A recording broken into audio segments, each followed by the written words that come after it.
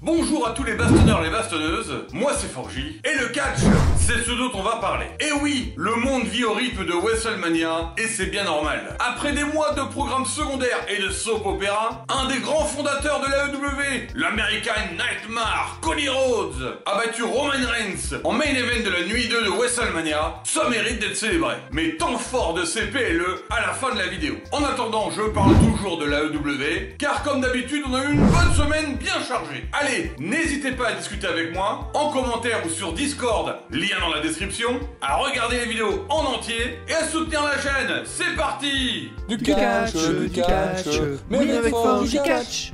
Et on commence direct la semaine avec Adam Copeland. Il prend la parole et il le fait bien. Réjouissons-nous de tout le catch. Moi, je regardais la WWF, la NWA, le catch canadien, et c'est cool. Tout le catch est cool. Et je les aime toujours. Mais en revenant à cette passion qui m'habite toujours, je me suis rendu compte d'une chose. C'est ici à l'AEW que je dois finir ma carrière. Avec tous ces talents qui en veulent, je veux Will Ospreay, Kenny Omega, plein de gens, et Malakai Black. Je suis là parce que je m'amuse comme je me suis jamais amusé avant. Fallait que je le dise, fallait que ça sorte, je bouillais intérieurement. Et je rajouterai depuis l'interview avec CM Funk. Hein, elle est pas innocente cette prise de parole. Il introduit alors Will Ospreay.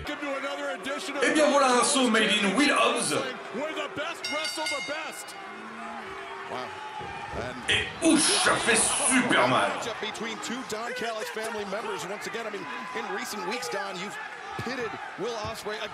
Et ça fait super mal longtemps en plus. J'ai pas envie qu'il me salue moi, si c'est pour faire ça. Bon, il va se relever l'assassin et montrer ce qu'il sait faire lui aussi. Il tient la route, mais le Spinebuster sur les marches, ça fait bobo par où ça passe quand même. Après la pub, Ospreay se réveille et on a le droit à un de ses coups de pied retournés Street Fighter style. Après, Hobbs vient se battre et il s'énerve quand on lui colle des mandales. Oh, il est pas cohérent, pauvre Ospreay. Il se fait martyriser comme une poupée de chiffon. Les volets qu'il se prend après les lariats de Hobbs, il fait plusieurs tours sur lui-même. Powerhouse dans toute sa puissance. Hobbs se prépare pour le massacre.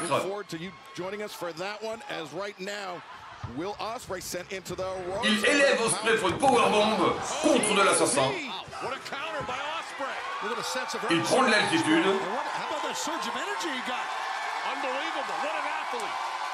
Saut vrillé.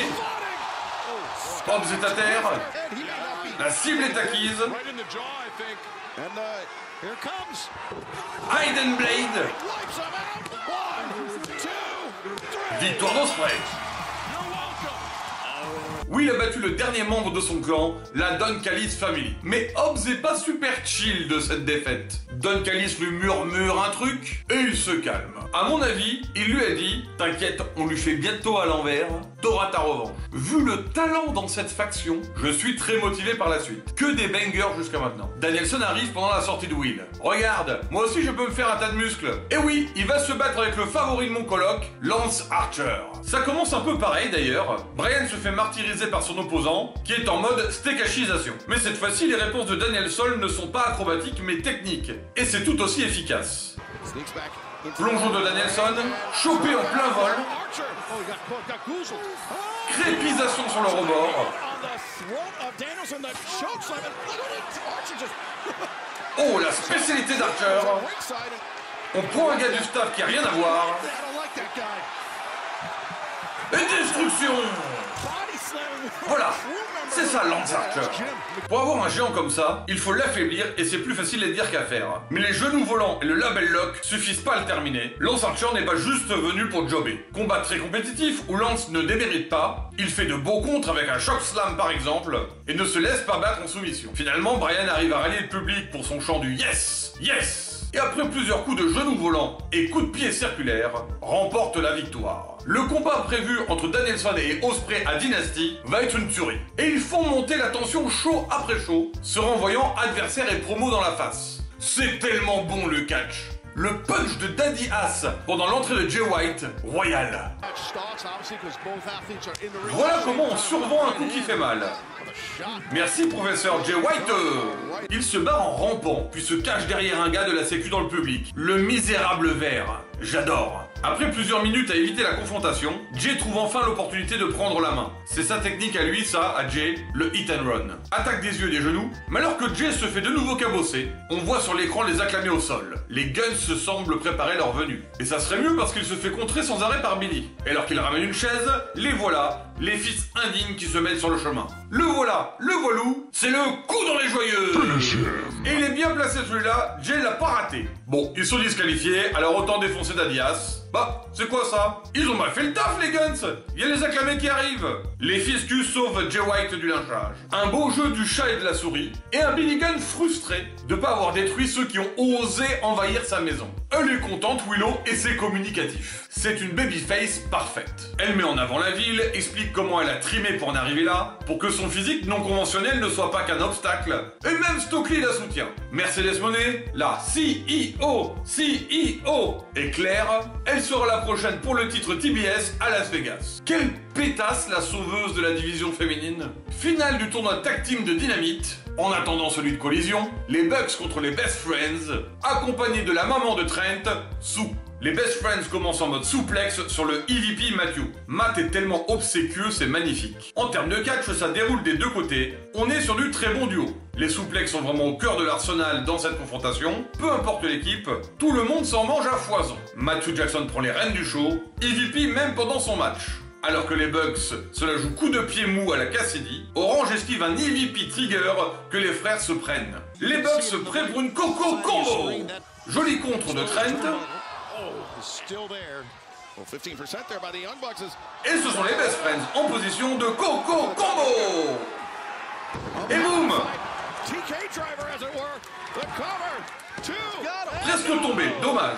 Les Bucks nettoient le ring en super kick. Sue a failli être du lot d'ailleurs. Une distraction qui permet un orange punch et une combinaison des Best Friends mais interrompue. Malheureusement, Trent se fait avoir dans une high technique maneuver après un coup dans un coin dénudé. Et c'est le drame. Victoire des EVP. On se dirige vers le prédestiné Bucks versus FTR pour Dynasty. Mais ça n'empêche pas ce tournoi d'être très sympa à suivre quand même. La vraie histoire est après le match. La frustration était trop forte pour Trent, qui explose Orange avant de s'en aller, par le couloir des Faces, mais ça risque de changer très bientôt. Une affaire à suivre qui risque d'être plutôt intense. Ça se sentait ces derniers temps, j'avoue que ça pique grave ma curiosité. Maria May vient au ring avec Timeless afin d'affronter Thunder Rosa. Et c'est pour être challengeuse au titre de Tony. Et Maria a bien appris le coup de cul qu'elle administre à la perfection. Maria est vraiment en train de devenir la catcheuse qui me hype le plus de toute la compagnie. Je sais que ça va être une construction lente, mais avec Willow, elle est celle dont les matchs me plaisent le plus. Mais bon, c'est pas encore le moment pour cette histoire-là. Pour l'instant,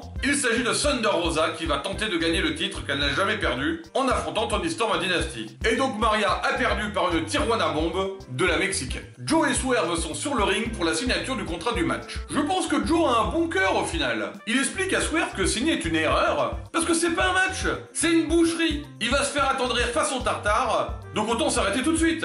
Swerve lui répond: oui, c'est vrai. Tu es dangereux, plus même, un tueur. Mais pour tout te dire, moi aussi. Et ensuite, on a notre moment tant attendu. Baston! Bon, avec étranglement en prime. Joe récupère la chaîne et ensuite, il avait prévenu, hein. En sang, Swerve reprend. J'adore cette merde. Si c'est tout ce que tu as, alors ton titre est à moi.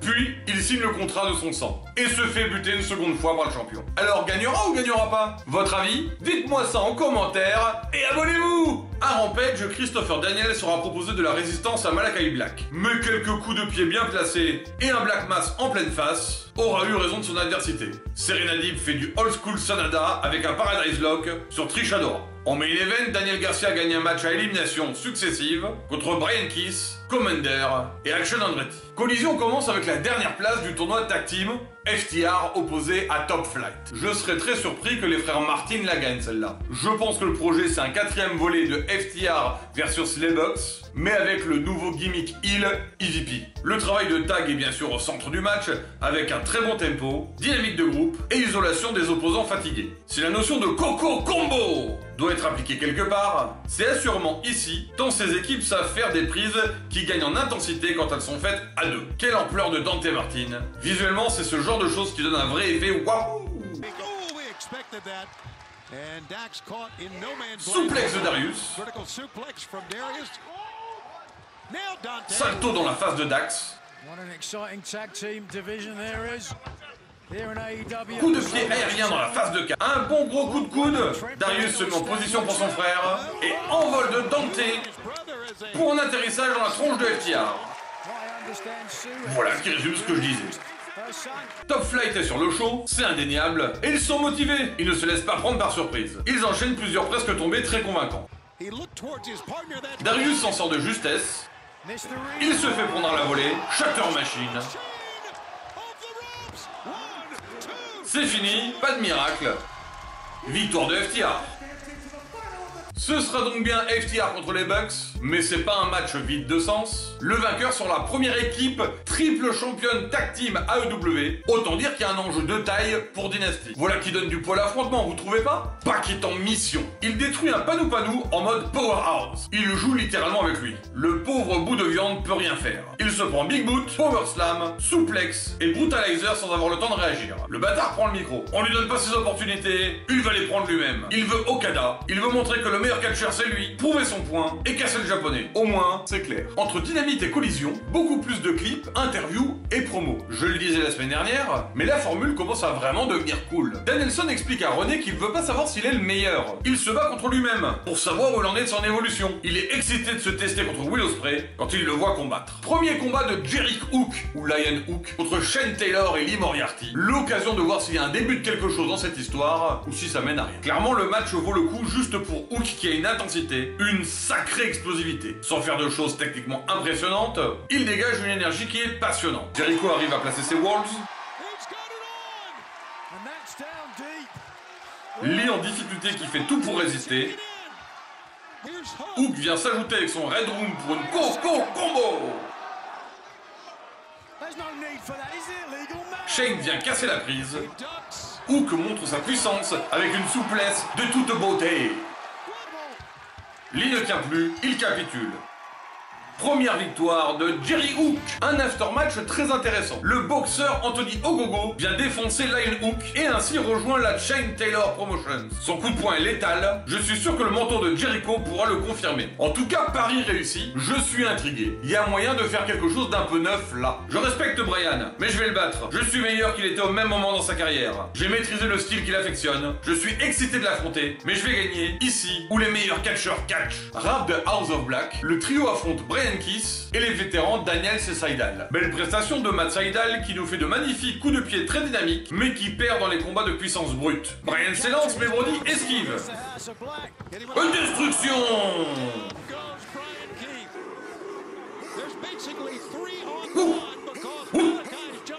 On prépare la Cannonball Party. Oh, destruction à 3.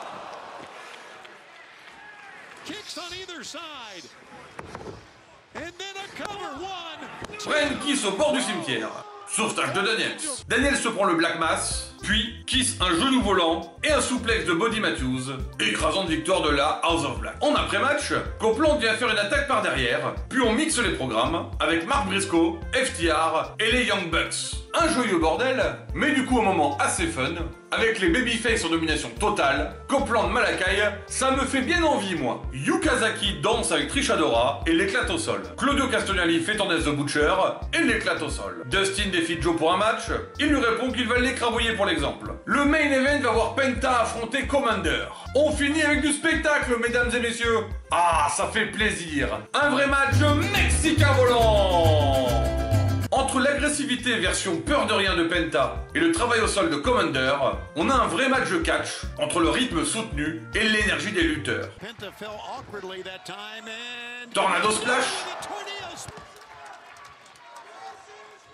Balade sur la corde des Spaceman. Course appui sur la corde. Et une magnifique moonsault de Commander.